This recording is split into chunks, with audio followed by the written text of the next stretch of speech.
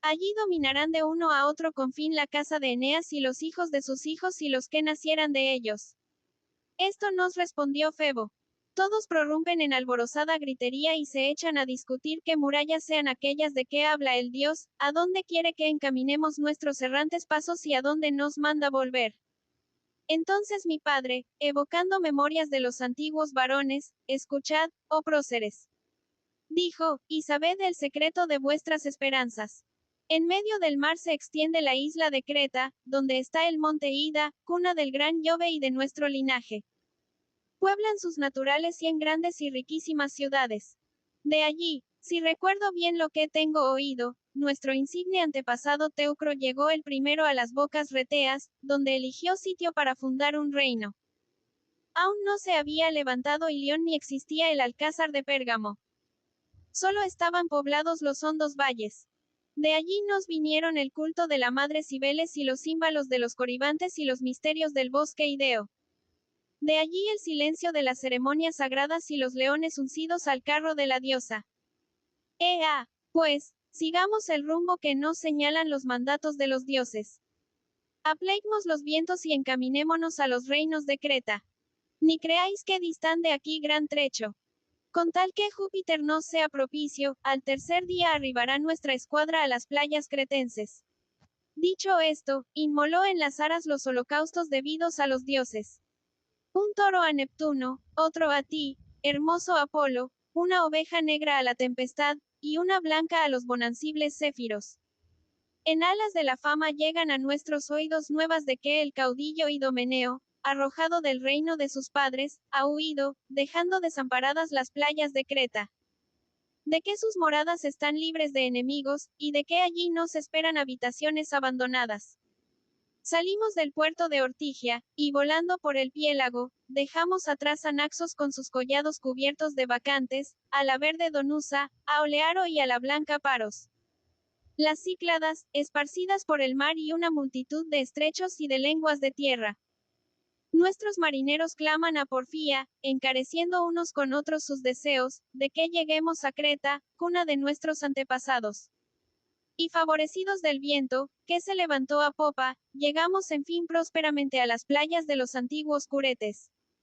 Al punto, llevado de mi impaciencia, hago empezar a construir los muros de la anhelada ciudad, a la que pongo por nombre Pérgamo, exhortando a mi gente, entusiasmada de aquella denominación troyana, a que ame sus nuevos hogares y levante al punto una fortaleza.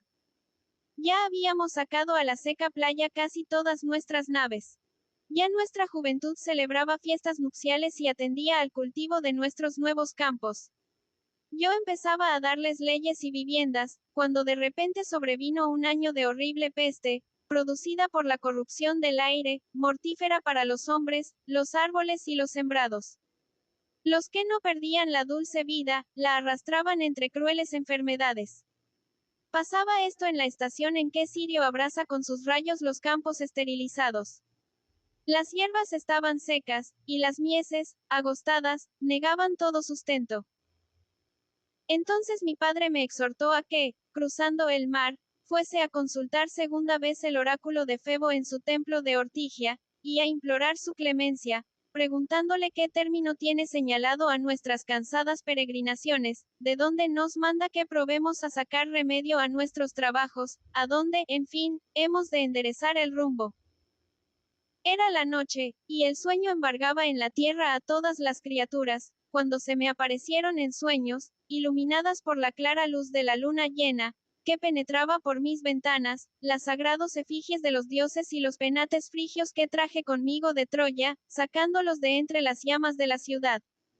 Entonces me pareció que me hablaban así, disipando mis angustias con estas palabras. Lo que Apolo te diría si fueses a Ortigia a consultarle, te lo va a vaticinar aquí, y para eso nos envía a tus umbrales.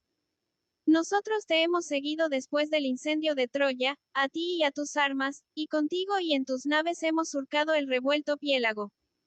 Nosotros levantaremos hasta las estrellas a tus futuros descendientes, y daremos a su ciudad el señorío del mundo. Tú prepara grandes murallas para un gran pueblo, y no desmayes en el largo afán de tus peregrinaciones. Fuerza es que cambies de morada.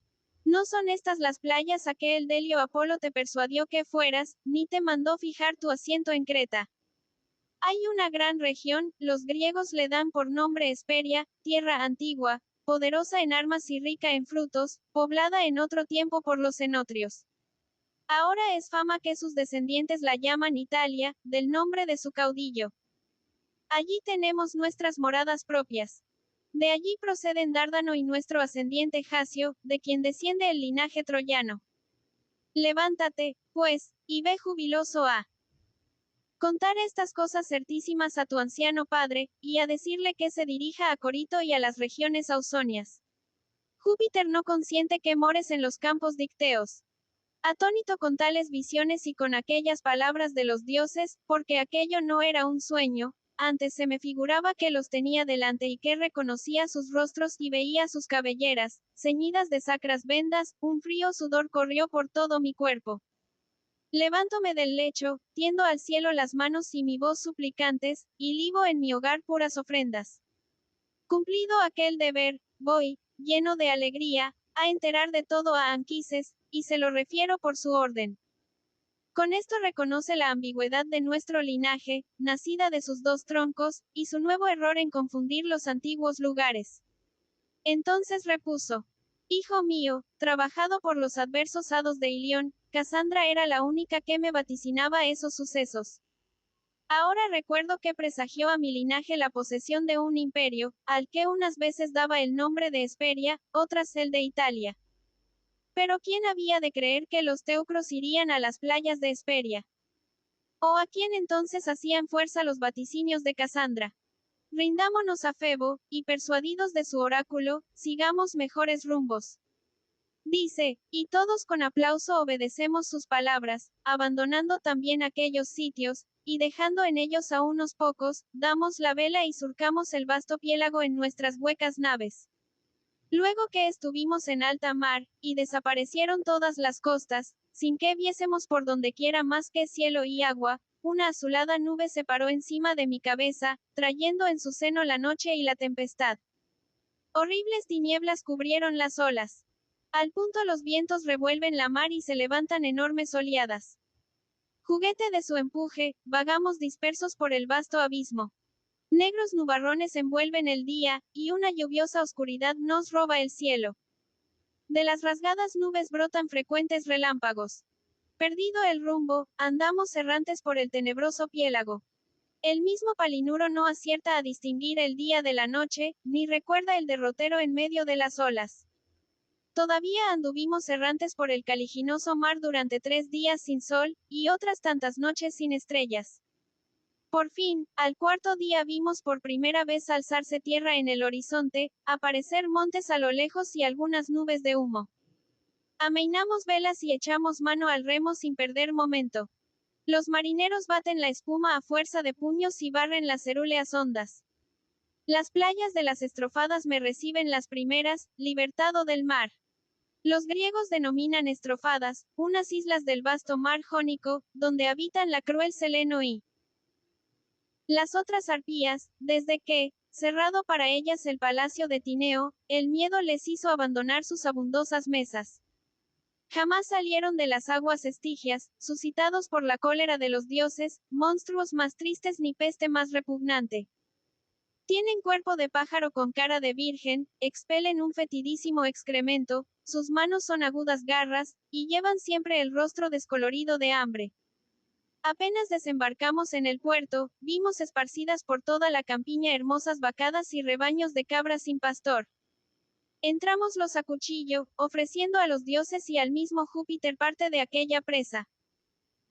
Luego disponemos en la corva playa los hechos y empezamos a comer aquellos óptimos manjares, cuando de pronto acuden desde los montes con horrible vuelo las arpías, y batiendo las alas con gran ruido, arrebatan nuestras viandas y las corrompen todas con su inmundo contacto, esparciendo en torno, entre sus fieros graznidos, insoportable hedor. Segunda vez ponemos las mesas a gran distancia de allí, en una honda gruta, cerrada por corpulentos árboles, que la cubren de espesísima sombra, y restablecemos el fuego en los altares. Más segunda vez también, desde diversos puntos del cielo, sale la resonante turba de sus lóbregos escondrijos, revolotea, esgrimiendo sus garras, alrededor de nuestros manjares y los ensucia con sus bocas. Mando entonces a mis compañeros que empuñen las armas y cierren con aquella familia maldita. Hácenlo como lo dispongo, ocultando las espaldas y los broqueles entre la hierba, y apenas las arpías se dispersan en ruidoso tropel por las corvas playas, y mi seno, desde un alto risco, da la señal con una trompeta, las acometen los míos, y en tan nuevo linaje de lid, acuchillan a aquellas sucias aves del mar, pero su plumaje impenetrable las preserva de toda herida, y tendiendo su vuelo por el firmamento en rápida fuga, abandonan la ya roída presa entre asquerosos rastros de su presencia. Solo Seleno quedó posada en una eminente roca, desde donde, fatal agorera, rompió a hablar en estos términos. Hijos de la Omedonte, después de habernos movido guerra, destruyendo nuestros ganados, todavía intentáis expulsar a las inocentes arpías del reino de sus padres. Oíd, pues, lo que os voy a decir, y guardad bien en la memoria estas palabras. Yo, la mayor de las furias, voy a revelaros las cosas que el Padre Omnipotente tiene vaticinadas a Febo, y Febo me ha vaticinado a mí. A Italia enderezáis el rumbo, y a Italia os llevarán los vientos invocados. Lograréis arribar a sus puertos, pero no rodearéis con murallas la ciudad que os conceden los hados, sin que antes horrible hambre, castigo de la matanza que habéis intentado en nosotras os haya obligado a morder y devorar vuestras propias mesas. Dijo, y volando fue a refugiarse en la selva. Aquellas palabras helaron de súbito terror la sangre en las venas a mis compañeros. Decayeron los ánimos, y renunciado al medio de las armas, con votos y preces determinan implorar la paz, ya sean diosas las arpías, ya crueles e inmundas aves. Mi padre Anquises, tendiendo en la playa sus manos al cielo, invoca a los grandes númenes y prescribe los sacrificios que reclama el caso. Apartad, oh dioses, exclama, esas amenazas. Apartad de nosotros tamaño desastre, y salvad a estos hombres piadosos.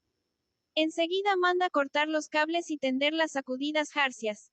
Hinchan los notos nuestras velas y bogamos por las espumosas olas, siguiendo el derrotero que nos señalan los vientos y el piloto.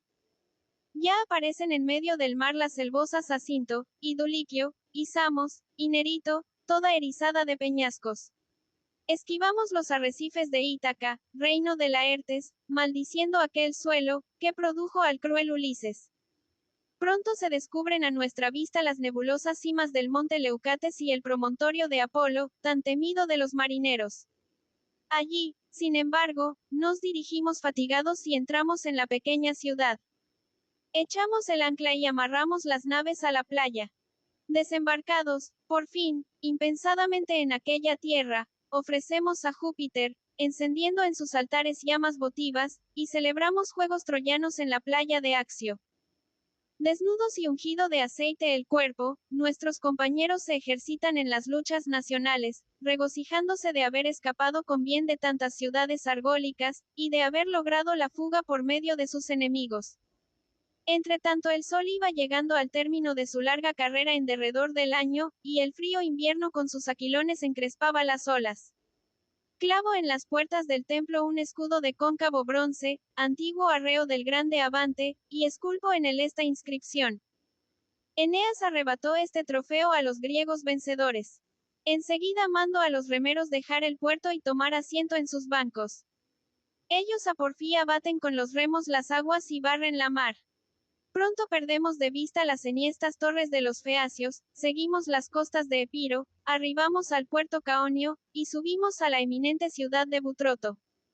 Allí llegaron a nuestros oídos increíbles rumores de que Heleno, hijo de Príamo, reinaba en algunas ciudades griegas, por haberse casado con la viuda de Pirro, del linaje de Eaco, y sucedídole en el trono. ¿Y de qué?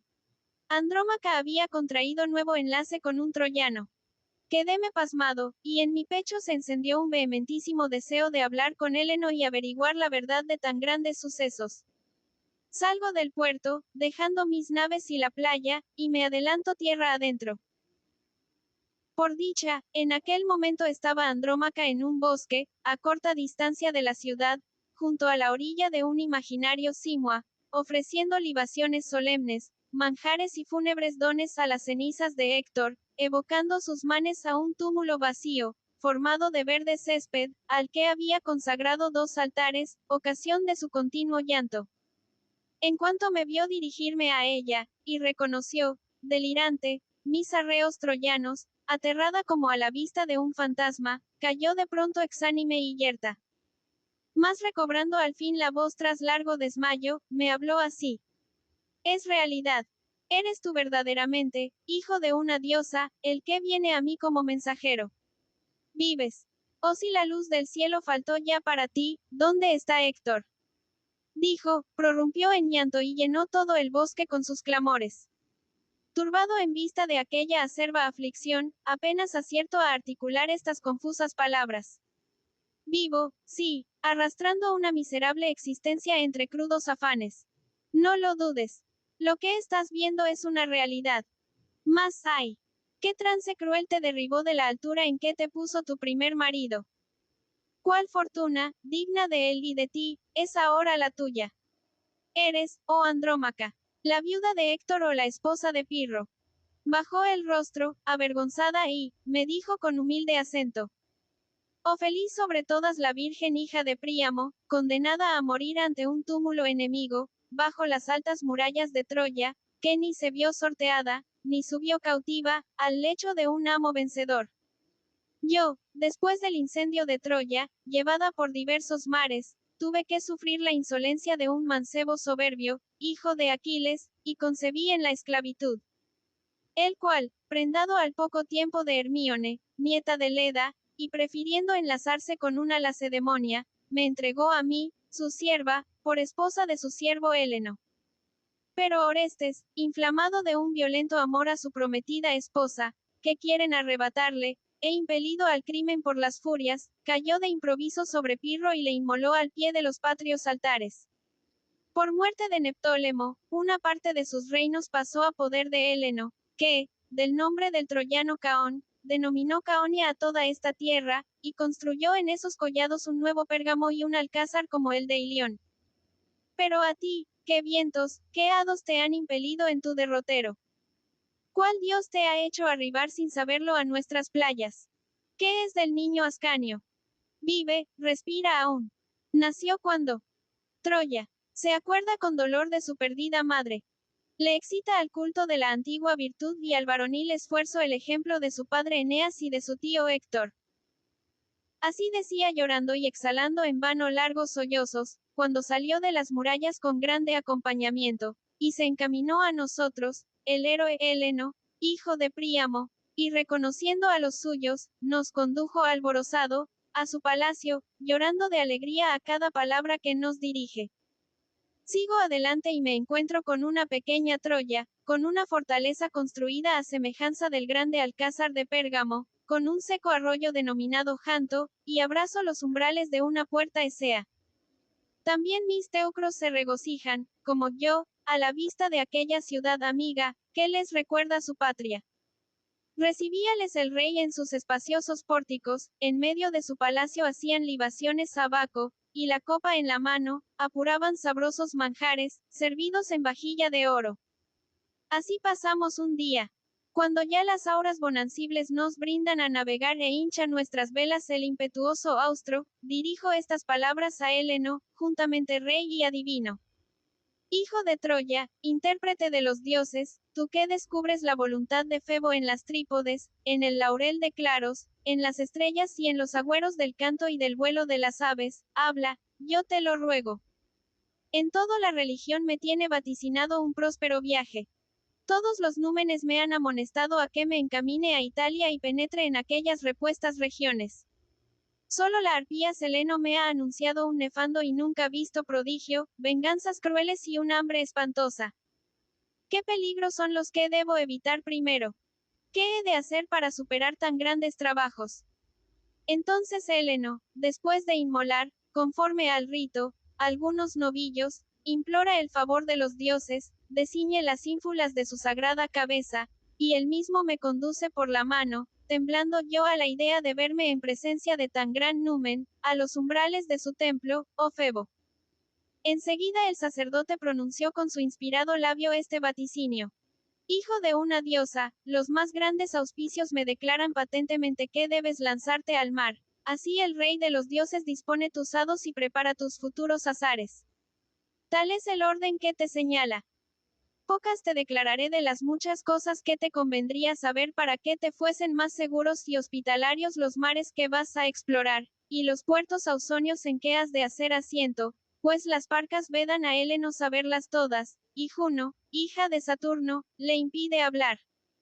En primer lugar, la Italia, que tú te imaginas cercana, y esos puertos que te dispones a ocupar y que crees vecinos, está muy lejos, y de ellos te separan largos e intransitables caminos. Tus remos han de doblegarse en las olas trinacrías, han de surcar tus naves las saladas olas del mar Ausonio, los lagos infernales y las aguas de la isla de Circe, hija de Eea, antes de que te sea dado echar los cimientos de una ciudad en el suelo seguro. Yo te daré las señales por las que has de guiarte. Grábalas bien en tu mente. Cuando engolfado en tristes pensamientos te encuentres a la margen de un desconocido río, tendida bajo las encinas de la ribera, una corpulenta cerda blanca dando de mamar a 30 lechoncillos, blancos como ella, habrás hallado el sitio en que has de edificar tu ciudad. Aquel será el descanso cierto de tus trabajos. No te horroris la idea de que habéis de devorar hasta vuestras mesas. Los hados te sacarán de ese trance, y Apolo invocado será contigo. Evita, sin embargo, esas tierras, evita esas cercanas costas de Italia, que bañan las olas de nuestro mar, todas sus ciudades están habitadas por los pérfidos griegos. Allí los locrios han levantado las murallas de Naricia, y el lictio Idomeo ocupa con sus guerreros los campos salentinos. Allí el caudillo Filoctetes, rey de Melibea, ha fortificado la reducida población de Petelia. Mas luego que, traspuestos los mares, hayan anclado tus naves en la costa, y levantadas las aras, pagues a los númenes los debidos votos, cúbrete la cabellera con un velo de púrpura, no sea que en medio de las sagradas llamas, encendidas en honor de los dioses, se te presente el rostro de un enemigo y turbe el agüero. Observad tus compañeros y tú esta práctica en las ceremonias sagradas, y perpetúese como una tradición religiosa entre vuestros piadosos descendientes. Más cuando los vientos te impelan hacia las playas sicilianas y se ensanchen a tu vista las angostas bocas de Peloro, dirígete por un largo circuito a las tierras y a los mares que verás a tu izquierda. Huye de las costas y de las olas que veas a tu derecha. Es fama que aquellos dos continentes, que en otro tiempo formaban uno solo, se separaron violentamente en un espantoso rompimiento, a impulso de las aguas del mar, que dividió a la Hesperia de la costa siciliana. Tan poderosa es para producir mudanzas la larga sucesión de los siglos. Y abriéndose un estrecho canal entre ellas, baña a la par los campos y las ciudades de ambas riberas. Señorease del diestro lado Escila, y del izquierdo la implacable Caribdis. Esta se sorbe 3 veces las vastas olas precipitadas en su profundo báratro, y 3 veces las vuelve a arrojar a lo alto, batiendo con ellas el firmamento. Mientras que Escila encerrada en las negras cavidades de una caverna, saca la cabeza por ella y arrastra las naves hacia sus peñascos. Tiene la primera rostro de hombre, y hasta medio cuerpo figura de hermosa virgen. El resto es de enorme pez, uniendo una doble cola de delfín a un vientre como el de los lobos. Más te valdrá, aunque sea más lento, enderezar el rumbo al promontorio siciliano de Paquino y dar un largo rodeo, que ver una sola vez a la horrible Escila en su enorme caverna, y sus riscos, siempre resonantes con los ladridos de sus perros marinos. Además, si alguna prudencia reconoces en Heleno, si tienes alguna fe en los vaticinios, y crees que Apolo infunde en mi mente el espíritu de la verdad, una cosa te aconsejaré, oh hijo de una diosa. Y no me cansaré de repetirla. Lo primero es que implores en tus preces el numen de la gran Juno. Ofrece a Juno continuos votos, y aplaca a fuerza de suplicantes dones a aquella poderosa soberana, y así, en fin, vencedor, dejando la Sicilia, llegarás a los confines ítalos. Arribado que hayas allí, y entrando en la ciudad de Cumas y en los divinos lagos y en las resonantes selvas del Averno, verás una exaltada profetisa que anuncia los hados futuros bajo una hueca peña y escribe en hojas de árboles sus vaticinios, los cuales dispone en cierta manera, dejándolos así encerrados en su caverna, donde permanecen quietos sin que varíe en nada el orden en que ella los ha dejado. Más apenas llega a entreabrirse la puerta y penetra en la cueva la menor ráfaga de viento, se dispersan, revoloteando por todo el ámbito aquellas hojas escritas, sin que ella se cure de recogerlas, de colocarlas nuevamente en su sitio, ni de coordinar, juntándolas, sus oráculos. Los que han acudido a consultarlas se vuelven sin respuesta, maldiciendo de la cueva de la sibila. Nada te importe detenerte allí cuanto fuere preciso. Aunque te increpen tus compañeros, aunque los vientos te brinden y aún te fuercen a darte a la vela, soplando prósperos, no dejes de ir a buscar a la sibila y de implorar con preces sus oráculos. Aguarda a que te los dé, aguarda que benévola te haga oír su voz. Ella te declarará los pueblos de Italia y las futuras guerras que te aguardan, y te dirá los medios de evitar o de vencer cualesquiera trabajos. Si la veneras, ella hará prósperas tus aventuras. He aquí las cosas que a mi voz le es lícito declararte. Ve, pues, y sublima hasta los astros con tus hechos el gran nombre de Troya. Después de haberme dirigido estas palabras amigas, dispuso el adivino que llevasen a las naves cuantiosos regalos de oro y marfil. En ellas amontona además mucha plata, vasos de Dodona, una loriga de triples mallas de oro y un magnífico yelmo de undoso y largo crestón, armas de Neptólemo. También para mi padre hubo presentes. A ellos añade caballos y guías. Nos proporciona remeros, y provee además de armas a mi gente. Entre tanto que Anquises mandaba aparejar la escuadra para que no hubiese demora en aprovechar el primer viento favorable, el intérprete de Febo le habló así con respetuoso acento. Oh Anquises, digno de tu glorioso enlace con Venus, cuidado de los dioses, libertado por 2 veces de las ruinas de Pérgamo. Ahí tienes delante la tierra de Ausonia.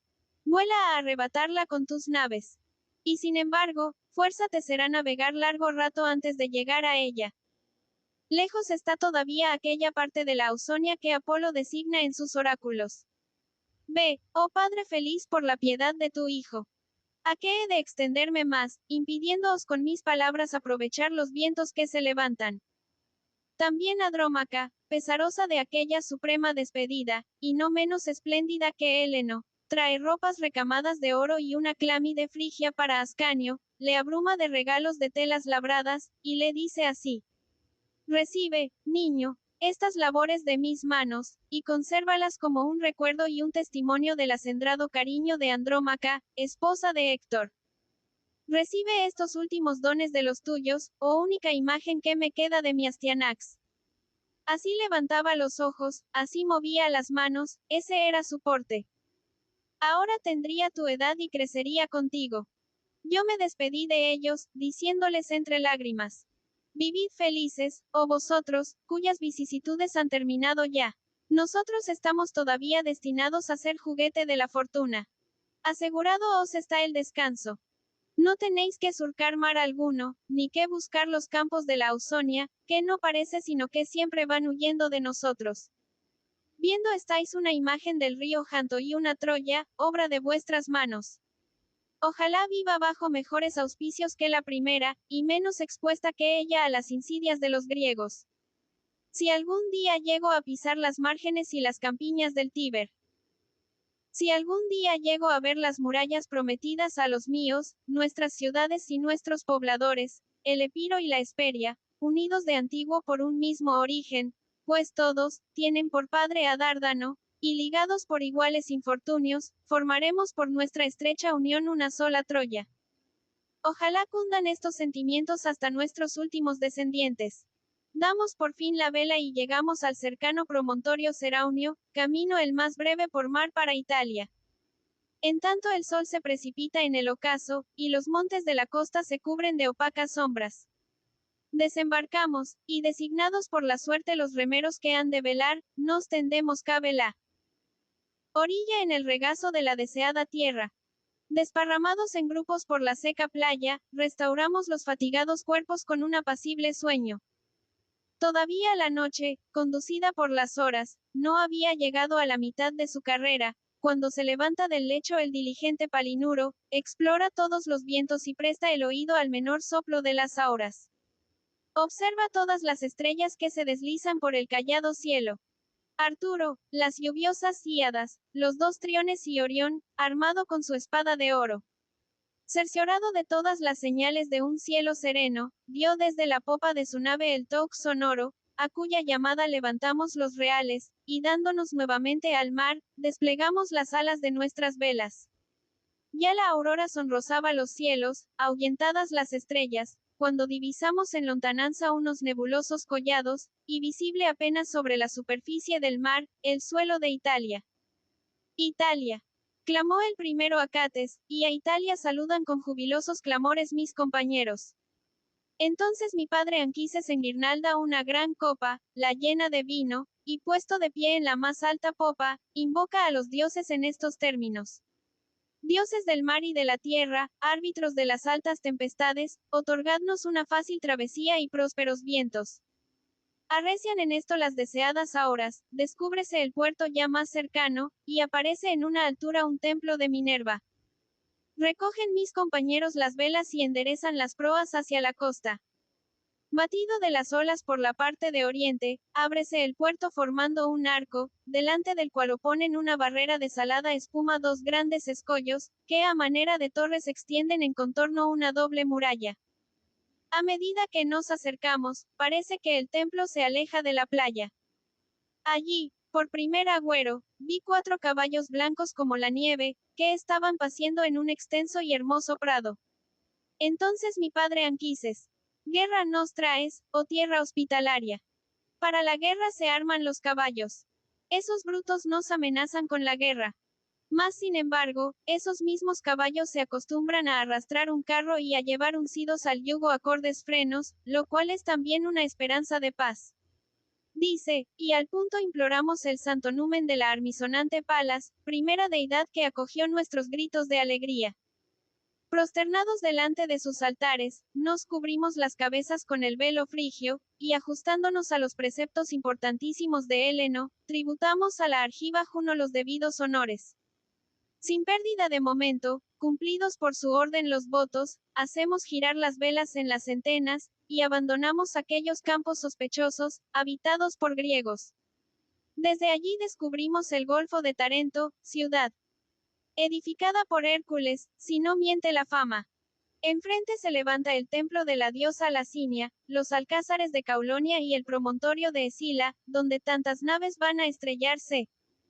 Enseguida divisamos a lo lejos sobre las olas trinacrías el Etna, y oímos los grandes gemidos del piélago, los bramidos de las peñas batidas del mar, la voz de las olas que van a romperse en la playa. Hierve el fondo del mar y se revuelven las arenas en remolinos. Entonces mi padre Anquises. Esa es sin duda, aquella Caribdis. Esos son, sin duda, aquellos arrecifes, aquellas horrendas peñas que nos vaticinaba Heleno. Arrancadnos de aquí, compañeros, y todos a la par echaos sobre los remos. Hácenlo, todos así, y Palinuro el primero endereza la rechinante proa hacia las olas que se extienden a la izquierda. Toda la tripulación pugna por dirigirse a la izquierda con remo y vela. Una enorme oleada nos levanta al firmamento, y aplanándose luego, descendemos con ella a la mansión de los profundos mares. 3 veces los escollos lanzaron un inmenso clamor de sus huecas cavernas. 3 veces vimos deshecha la espuma y rociados con ella los astros. Por fin, al ponerse el sol, la caída del viento trajo el término de nuestras fatigas, y perdido el derrotero, fuimos a parar a las costas de los Cíclopes. Cerrado a los vientos el puerto, muy espacioso, es en extremo apacible, pero cerca de él truena el Etna en medio de horrorosas ruinas. Unas veces arroja al firmamento una negra nube de uno como pez, mezclado con blancas pavesas, y levanta globos de llamas, que van a lamer las estrellas. Otras vomita peñascos, desgajadas entrañas del monte, y apiña en el aire con gran gemido rocas derretidas, y rebosa hirviendo de su profundo centro. Es fama que aquella mole oprime el cuerpo de Encélado, medio abrazado por un rayo. Sobre ella estriba además el enorme Etna, de cuyos rotos hornos brotan llamas y cada vez que el gigante fatigoso se revuelve de otro lado, retiembla con sordo murmullo toda Sicilia y el cielo se cubre de humo. Escondidos en las selvas, toda la noche observamos con espanto aquellos horrendos prodigios, sin discurrir cuál podía ser la causa del estruendo que oíamos, pues ni aparecían los astros, ni iluminaba el firmamento la menor claridad, antes todo era nieblas en el oscuro cielo, y una borrascosa noche envolvía en sus sombras a la luna. Ya el próximo día empezaba a despuntar en el oriente, y la aurora ahuyentaba del cielo las húmedas sombras, cuando de pronto sale de las selvas, dirigiéndose a nosotros, tendiendo suplicante sus manos hacia la playa, un desconocido de singular y lastimosa catadura, reducido a la última demacración. Atónitos quedamos contemplando su miseria espantosa, su larga barba, su andrajoso vestido, sujeto con espinas de pescado. Por lo demás, se conocía que era un griego de los que en otro tiempo habían acudido con los ejércitos de su nación contra Troya. En cuanto vio de lejos nuestros atavíos dardanios y nuestras armas troyanas, paróse un momento, despavorido, sin poder dar un paso. Enseguida se precipitó hacia la playa, llorando y dirigiéndonos estas súplicas. Por los astros, por los dioses, por ese aire del cielo que respiramos todos, os conjuro, oh teucros, que me saquéis de estos sitios, y sean cualesquiera aquellos a que me llevéis, me daré por muy contento. No os ocultaré que he formado parte de las escuadras griegas, ni tampoco que fui uno de los que llevaron a la guerra a los penates de Ilión, por lo cual, si tan grande os parece mi delito, arrojad al mar mi despedazado cuerpo y sumergidlo en el inmenso abismo. Si perezco, me será grato al menos perecer a manos de hombres. Dijo, y echándose a nuestros pies, se nos hacía a las rodillas, como clavado en el suelo, mientras le instamos a que hable, a que nos declare quién es, qué linaje es el suyo, qué desgracias le persiguen. Mi mismo padre Anquises, al cabo de breves momentos, tiende la diestra al mancebo, y con esta señal de bondad conforta su ánimo. Depuesto, en fin, el terror, nos habla en estos términos. Compañero del desgraciado Ulises, Ítaca es mi patria, mi nombre Aqueménides. La pobreza de mi padre Adamastor me impulsó a ir a la guerra de Troya, ojalá me durase todavía aquella pobreza. Paréntesis que cierra punto. Mientras huían despavoridos de estos terribles sitios, mis compañeros me dejaron olvidado en la vasta caverna del Cíclope, negra mansión, toda llena de podredumbre y de sangrientos manjares. El monstruo que la habita es tan alto, que llega con su frente al firmamento, oh dioses, apartad de la tierra tamaña calamidad. Nadie osa mirarle ni hablarle. Son su alimento las entrañas y la negra sangre de sus miserables víctimas. Yo mismo, yo le vi, cuando tendido en medio de su caverna, asió con su enorme mano a dos de los nuestros y los estrelló contra una peña, inundando con su sangre todo el suelo. Le vi devorar sus sangrientos miembros, vi palpitar entre sus dientes las carnes tibias todavía. Mas no quedó impune. No consintió Ulises tales horrores, no se olvidó de los suyos en tan tremendo trance el rey de Ítaca. Luego que Polifemo, atestado de comida y aletargado por el vino, reclinó la doblada cerviz y se tendió cuán inmenso era en su caverna, arrojando por la boca, entre sueños, inmundos despojos, mezclados con vino y sangre. Nosotros, después de invocar a los grandes númenes, y designados por la suerte los que habían de acometer la empresa, nos arrojamos todos a la vez sobre él, y con una estaca aguzada le taladramos el enorme ojo, único que ocultaba bajo el entrecejo de su torva frente, semejante a una rodela argólica o al luminar de Febo. Y alegres en fin, vengamos las sombras de nuestros compañeros. Pero huid, infelices, huid, y cortad el cable que os amarra a la costa. Porque no es ese Polifemo, tal cual os le ha pintado, el único que recoge sus ovejas en la inmensa caverna y les exprime las ubres. Otros 100 infandos cíclopes, tan gigantescos y fieros como él, habitan estas corvas playas y vagan por estos altos montes.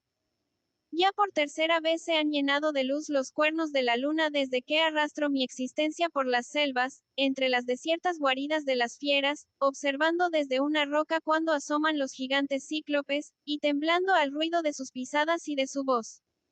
Los arbustos me dan un miserable alimento de bayas y desabridas cerezas silvestres. Las hierbas me sustentan con sus raíces, que arranco con mi mano. Atalayando estos contornos, descubrí vuestras naves, que se dirigían a estas playas, y a ellas, fuesen de quien fuesen, resolví entregarme. Mi único afán es huir de esta monstruosa gente. Ahora vosotros imponedme el género de muerte que os plazca. No bien había pronunciado estas palabras, cuando en la cumbre de un monte vemos moverse entre su rebaño la enorme mole del mismo pastor Polifemo, que se encaminaba a las conocidas playas. Monstruo horrendo, informe, colosal, privado de la vista. Lleva en la mano un pino despojado de sus ramas, en que apoya sus pasos, y le rodean sus lanudas ovejas, su único deleite, consuelo también en su desgracia. Luego que tocó las profundas olas y hubo penetrado en el mar, lavó con sus aguas la sangre que chorreaba de su ojo reventado, rechinándole los dientes de dolor. Y avanzando enseguida a la alta mar, aún no mojaban las olas su enhiesta cintura. Temblando precipitamos la fuga, después de haber acogido en nuestro bordo al griego suplicante, que bien lo merecía. Cortamos los cables en silencio, e inclinados sobre los remos, a porfía barremos la mar. Oyónos él, y torció su marcha hacia donde sonaba el ruido que hacíamos. Mas como no le fuese dado alcanzarnos con su mano, ni pudiese correr tan aprisa como las olas jónicas, levantó un inmenso clamor, con que se estremecieron el Ponto y todas las olas, retembló en sus cimientos toda la tierra de Italia, y rugió el Etna en sus huecas cavernas. Concitados por aquel ruido, acuden los cíclopes de las selvas y de los altos montes, y precipitándose en tropel hacia el puerto, llenan las playas. En ellas veíamos de pie y mirándonos en vano con feroces ojos, a aquellos hermanos, hijos del Etna, cuyas altas frentes se levantaban al firmamento. Horrible compañía. Tales se alzan con sus excelsas copas las aéreas encina o los coníferos cipreses, en las altas selvas de Júpiter o en los bosques de Diana. Aguijados por el miedo, maniobramos, atentos solo a precipitar la fuga, tendiendo las velas al viento favorable. Más recordando los preceptos contrarios de Heleno, que nos recomendaba evitar el rumbo entre Escila y Caribdis, como muy peligroso, determinamos volver atrás, cuando he aquí que empieza a soplar el Bóreas por el angosto promontorio de Peloro, y nos impele más allá de las bocas del río Pantago, formadas por peñas vivas del Golfo de Megara y de la baja isla de Tapso. Todas aquellas playas que de nuevo recorría, nos iba enseñando Aqueménides, compañero del infeliz Ulises. En el Golfo de Sicilia, enfrente del hundoso Plemirio, se extiende una isla, a la que sus primeros moradores pusieron por nombre Ortigia. Es fama que el río Alfeo de la Elide, abriéndose hasta allí secretas vías por debajo del mar, confunde ahora con sus aguas o Aretusa. Sus ondas sicilianas. Obedeciendo a Anquises, ofrecemos sacrificios a los grandes númenes de aquellos sitios, y enseguida avanzo a las tierras que el Eloro fertiliza con sus aguas estancadas. De allí seguimos costeando los altos arrecifes y los peñascos de Paquino, que parecen suspendidos sobre el mar. A lo lejos aparece Camarina, a la que los hados no permiten que nunca de asiento, y los campos gelenses y la gran ciudad de Gela, así llamada del nombre de su río. A lo lejos, en una vasta extensión, ostenta sus magníficas murallas la alta Acragas, madre en otro tiempo de fogosos caballos. Impelidos por los vientos, te dejo atrás, oh Celinos. Rica de palmas, y paso los vados lilibeos, peligrosos por sus ocultos escollos. Luego me reciben el puerto de Drepani y su triste playa. Allí, trabajado por tantas tempestades, perdí, ay, a mi padre Anquises, consuelo único de mis trabajos. Allí me dejaste abandonado a mis fatigas, oh el mejor de los padres, libertado, ay. En vano de tantos peligros. Ni el adivino Heleno, cuando me anunciaba tantos horrores, ni la cruel Seleno, me vaticinaron aquella dolorosa pérdida. Tal fue mi última desventura, tal fue el término de mis largas peregrinaciones, a mi salida de allí, fue cuando un dios me trajo a vuestras playas. Así alzando él solo la voz en medio de la atención universal, recordaba él. Gran caudillo Eneas los hados que le depararan los dioses, y refería sus viajes. Cayó por fin, dando aquí punto a su historia.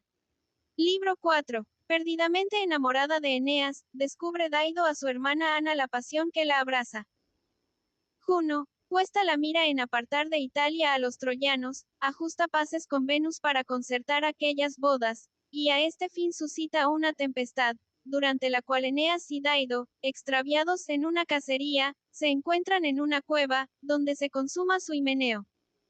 Suceso que la fama pregona y difunde por toda la Libia. Furor de Iarbas, rey de los Gétulos, y su magnífica invocación a Júpiter, el cual envía desde el cielo a Mercurio para llevar a Eneas la orden de abandonar el África y dirigirse a Italia. Prepara Eneas secretamente la partida, de lo que noticiosa Daido, le acosa con sus súplicas, acerbas reconvenciones y amenazas, sin lograr disuadirle, hasta que resuelve por último quitarse la vida. Y aparentando que va a ofrecer un gran sacrificio a los dioses infernales, se traspasa el pecho con la espada de Eneas. Corchete que cierra. En tanto la reina, presa hacía tiempo de grave cuidado, abriga en sus venas herida de amor y se consume en oculto fuego. Continuamente revuelva en su ánimo el alto valor del héroe y el lustre de su linaje. Clavadas lleva en el pecho su imagen, sus palabras, y el afán no le consiente dar a sus miembros apacible sueño.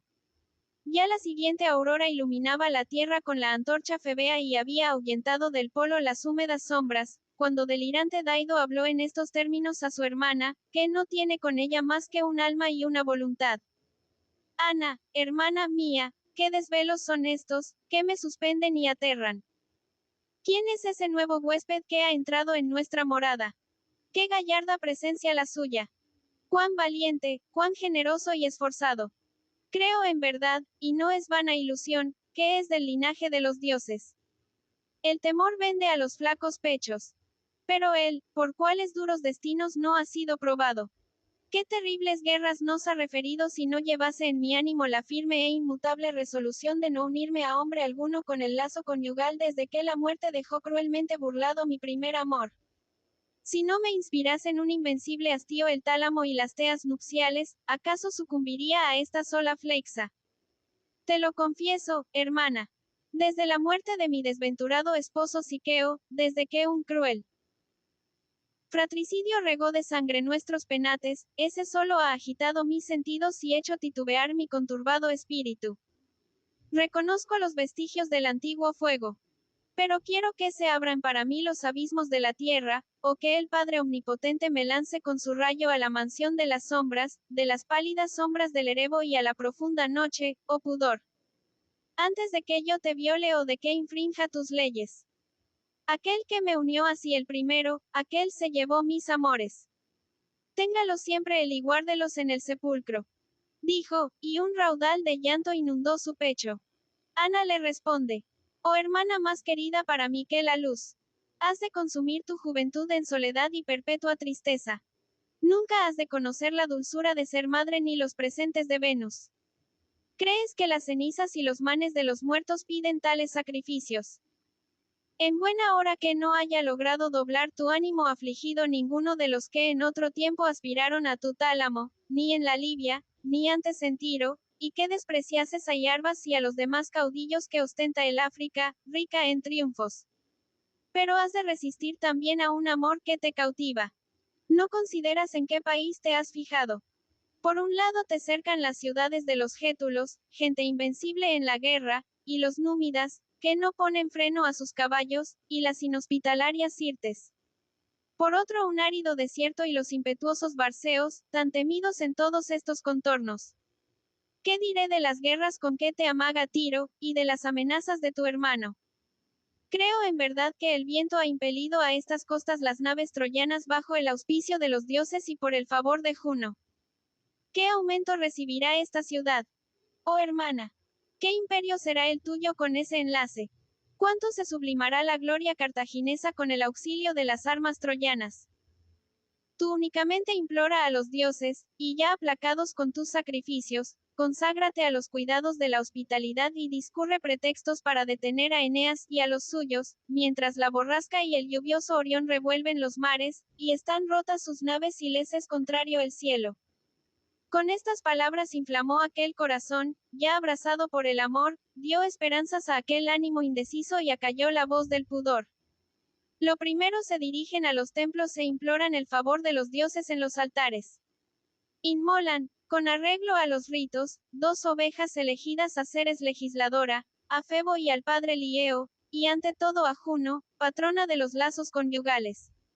La misma hermosísima Daido, alzando una copa en la diestra, la derrama entre los cuernos de una vaca blanca, o bien recorre lentamente por delante de las imágenes de los dioses los altares bañados de sangre, renueva cada día las ofrendas, y escudriñando con la vista los abiertos pechos de las víctimas, consulta sus entrañas palpitantes. Oh vana ciencia de los agüeros. ¿De qué sirven los votos? ¿Qué valen los templos a la mujer que arde en amor? Mientras invoca a los dioses, una dulce llama consume sus huesos y en su pecho vive la oculta herida. Arde la desventurada Daido y vaga furiosa por toda la ciudad. Cual incauta sierva herida en los bosques de Creta por la flecha que un cazador le dejó clavada sin saberlo, huye por las selvas y los montes dicteos, llevando hincada en el costado la letal saeta. A veces conduce a Eneas consigo a las murallas y ostenta las riquezas idóneas y las comenzadas obras de la ciudad. Empieza a hablarle y se para a la mitad del discurso. Otras veces, al caer la tarde, le brinda con nuevos festines, y quiere, en su demencia, oír segunda vez los desastres de Troya, y segunda vez se queda pendiente de los labios del narrador. Luego, cuando ya se han separado, y oscura también la luna oculta su luz, y los astros que van declinando convidan al sueño, gime de verse sola en su desierta morada, y se tiende en el lecho antes ocupado por Eneas. Ausente le ve, ausente le oye. Tal vez estrecha en su regazo a Ascanio, creyendo ver en él la imagen de su padre, y por si puede así engañar un insensato amor. Ya no se levantan las empezadas torres. La juventud no se ejercita en las armas ni trabaja en los puertos ni en las fortificaciones. Interrumpidas pendan las obras, y gran ruina amenazan los muros y las máquinas que se levantaban hasta el firmamento. Cuando la amada esposa de Júpiter, hija de Saturno, vio que Daido era presa de tamaño mal, y que el cuidado de su fama no bastaba a contener su ardiente pasión, dirigióse a Venus con estas palabras. Insigne lord alcanzáis en verdad, y magníficos despojos, tú y tu hijo. Grande y memorable hazaña, que una mujer sea vencida por las artes de 2 númenes. No se me oculta que temes nuestras murallas y que te recelas de las moradas de la alta Cartago. Pero ¿cómo acabará todo esto, y a qué conducen ahora tan grandes luchas? ¿Por qué no hemos de concertar más bien eterna paz y un himeneo? Ya has conseguido lo que tanto deseabas. Daido arde de amores. Un ciego furor ha penetrado en sus huesos. Rijamos, pues, ambos pueblos, unidos bajo nuestro común amparo. Consiente que Daido sirva a un esposo frigio, y sean los tirios la dote que le dé tu mano. Venus, conociendo el ardid de Juno, que hablaba así con objeto de llevar a las playas africanas el reino de Italia, le respondió de esta manera. ¿Quién había de ser tan insensato, que rehusase tales proposiciones o prefiriese ponerse en pugna contigo? Falta solo que la fortuna favorezca tus planes. Pero dudo si los hados, dudo si la voluntad de Júpiter consentirán que se junten en una sola ciudad los tirios y los desterrados de Troya, y aprueben esa mezcla de pueblos y esa proyectada alianza. Tú eres su esposa. A ti te toca doblar su ánimo con ruegos. Empieza. Yo te seguiré. Así repuso entonces la regia Juno. De mi cuenta es eso. Escúchame ahora. Voy a decirte brevemente por qué medio podrá conseguirse lo que tanto importa. Eneas y la desgraciada Daido se disponen a ir de caza al monte apenas despunte el sol de la mañana e ilumine el orbe con sus rayos. Yo desataré sobre ellos un negro temporal de agua y granizo, y haré retemblar con truenos el firmamento, mientras recorran el bosque los veloces jinetes, y los ojeadores le cerquen de empalizadas. Huirá la comitiva, envuelta en opacas tinieblas. Daido y el caudillo troyano irán a refugiarse en la misma cueva. yo estaré allí, y si puedo contar con tu voluntad, los uniré con indisoluble lazo y Daido será de Eneas. Allí acudirá Himeneo. Accedió, Citerea sin dificultad a lo que le pedía Juno, riéndose de su descubierto ardid. En tanto la naciente aurora se levanta del océano, y la flor de la juventud sale de la ciudad, llevando con profusión apretadas redes, lonas y jabalinas de ancha punta de hierro. Acuden precipitadamente los jinetes macilios y las jaurías de mucho olfato. Los primeros caudillos cartagineses esperan en el umbral del palacio a la reina, que aún se detiene en el lecho. Vistosamente enjaezado de púrpura y oro su caballo está a la puerta, tascando impaciente el espumoso freno.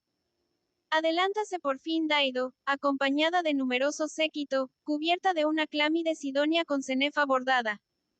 Lleva una aljaba de oro, recogido el cabello en dorada redecilla y prendida la purpúrea vestidura con un áureo broche. Síguenla los frigios y el alegre Iulo. A su frente el mismo Eneas, el más hermoso de todos, se reúne a ella y con esto se juntan ambas comitivas. Cual Apolo cuando abandona la helada Licia y las corrientes del Janto, y visita la materna Delos, instaura los coros y mezclados los cretos, los driopes y los pintados agatirsos, se revuelven furiosos alrededor de los altares, mientras él recorre las cumbres del cinto, y ajustando la cabellera suelta al viento, la sujeta con delicada guirnalda de hojas y oro, pendiente de los hombros la sonora aljaba. Tal y no menos gallardo iba Eneas, no menos hermosura resplandecía en su noble rostro. Luego que llegaron a los altos montes y penetraron en sus más intrincadas guaridas, he aquí que las cabras monteses se precipitan de las fragosas cumbres, mientras por otro lado los ciervos cruzan corriendo el llano y abandonan los montes, huyendo reunidos en polvoroso tropel. En medio de los valles el niño Ascanio rebosa de gozo en su fogoso caballo y se adelanta en la carrera, ya a unos, ya a otros, pidiendo a los dioses que le envíen entre aquellos tímidos rebaños un espumoso jabalí o que un rojo león baje del monte. Empieza entre tanto a revolverse el cielo con grande estrépito, a que sigue un aguacero mezclado de granizo, con lo cual los tirios y la troyana juventud y el Dardanio nieto de Venus, dispersados por el miedo, van en busca de diversos refugios. Los torrentes se derrumban de los montes. Daido y el caudillo troyano llegan a la misma cueva. La tierra la primera y prónuba Juno, dan la señal. Brillaron los relámpagos y se inflamó el éter, cómplice de aquel Himeneo, y en las más altas cumbres prorrumpieron las ninfas en grandes alaridos. Fue aquel día el primer origen de la muerte de Daido y el principio de sus desventuras, pues desde entonces nada le importe de su decoro ni de su fama. Ya no oculta su amor, antes le da el nombre de conyugal enlace, y con este pretexto disfraza su culpa. Vuela al punto la fama por las grandes ciudades de la Libia. La fama, la más veloz de todas las plagas, que vive con la movilidad y corriendo se fortalece. Pequeña y medrosa al principio, pronto se remonta a los aires y con los pies en el suelo, esconde su cabeza entre las nubes. Cuéntase que irritada de la ira de los dioses, su madre la tierra, la concibió, última hermana de Ceo y Encélado, rápida por sus pies y sus infatigables alas. Monstruo horrendo, enorme, cubierto el cuerpo de plumas, y que debajo de ellas tiene otros tantos ojos. Siempre vigilantes, oh maravilla. Y otras tantas lenguas y otras tantas parleras bocas y aguza otras tantas orejas. De noche tiende su estridente vuelo por la sombra entre el cielo y la tierra, sin que cierre nunca sus ojos el dulce sueño. De día se instala cual centinela en la cima de un tejado o en una alta torre, y llena de espanto las grandes ciudades, mensajera tan tenaz de lo falso y de lo malo, como de lo verdadero. Entonces se complacía en difundir por los pueblos multitud de especies, pregonando igualmente lo que había y lo que no había. Que era llegado Eneas, descendiente del linaje troyano, con quien la hermosa Daido se había dignado enlazarse, y que a la sazón pasaban el largo invierno entre placeres, olvidados de sus reinos y esclavos de torpe pasión. Estas cosas va difundiendo la horrible diosa por boca de las gentes. Al punto tuerce su vuelo hacia el rey y Arbas, e inflama su corazón y atiza en él las iras con sus palabras. Y Arbas, hijo de Jamón y de una ninfa robada del país de los Garamantas, había erigido a Júpiter, en sus vastos estados, 100 templos inmensos y 100 altares, en que ardía constantemente el fuego sagrado en perpetuo honor de los dioses, y cuyo suelo en torno estaba siempre empapado con la sangre de las víctimas bajo dinteles guarnecidos de floridas guirnaldas. Inflamado y fuera de sí con aquellos acerbos rumores, es fama que dirigió largas preces a Júpiter, alzando las manos suplicantes al pie de los altares, en medio de las estatuas de los dioses. «Oh Júpiter todopoderoso», exclamó, a quien la mauritana gente, tendida ahora en pintados lechos, ofrece en sus banquetes el vino de las libaciones, ¿ves esto? ¿Será que te temblamos en vano, oh Padre? Cuando vibran tus rayos. ¿Será que esos relámpagos, envueltos en nubes, que aterran los ánimos, solo producen vanos murmullos? Esa mujer que llegó errante a mis fronteras y me compró el derecho de fundar una reducida ciudad. Esa mujer a quien yo di la tierra que habrá de cultivar en las costas y el dominio de aquellos sitios, repele mi alianza y recibe en su reino a Eneas como señor. Y ahora ese París, con su afeminada comitiva, ceñida la cabeza de la mitra meonia, y perfumado el cabello, está disfrutando de su conquista, mientras que yo llevo inútilmente mis ofrendas a sus templos y abrigo en mi alma una vana idea de tu poder.